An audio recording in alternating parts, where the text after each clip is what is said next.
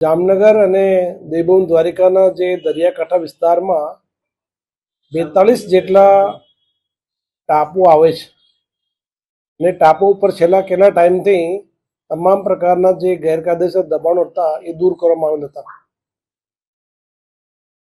દરિયાઈ અને કોસ્ટલ સુરક્ષા અને નેશનલ સુરક્ષાના ધ્યાને રાખી આજે બંને જિલ્લાઓમાં જિલ્લાની તમામ ટીમો એસઓજી સાથે સંકલન રાખી અને એક મેગા ચેકિંગ ઝુંબેશ આઇલેન્ડ ઉપર રાખવામાં આવેલ હતી.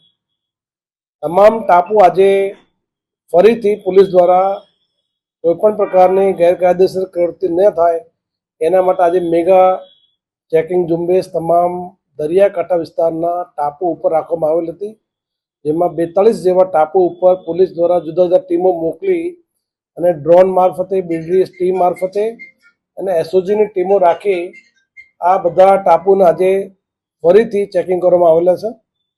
દરિયાઈ સુરક્ષા અને રાષ્ટ્રીય સુરક્ષામાં એ ચેકિંગથી સુરક્ષામાં વધારો થશે.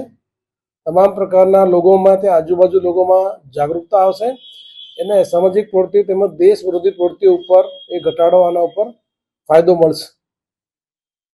ભવિષ્યમાં પણ પોલીસનો એ તમામ વિસ્તારોમાં ડ્રોન મારફતે તમામ આઇલેન્ડને સુરક્ષિત રાખવા માટે એ પોલીસ દ્વારા આ વિસ્તારમાં વારંવાર ચેકિંગ અને એવા પ્રકારની કોમ્બિંગ પ્રકારનું આયોજન કરવાનું રહેશે.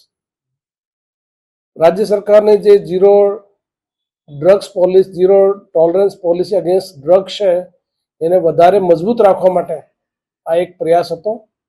ભવિષ્યમાં પણ એ ટાપુ ઉપર કોઈપણ પ્રકારની ડ્રગ્સની હોય, નાર્કોટિક્સની હોય, દેશ વિરોધી પ્રવૃત્તિ હોય અથવા અન્ય કોઈ સામાજિક પ્રવૃત્તિ હોય એ કોઈપણ સંજોગોમાં ન થાય એના માટે આજે એક વિશેષ ઝુંબેશનું આયોજન કરવામાં આવેલ હતું.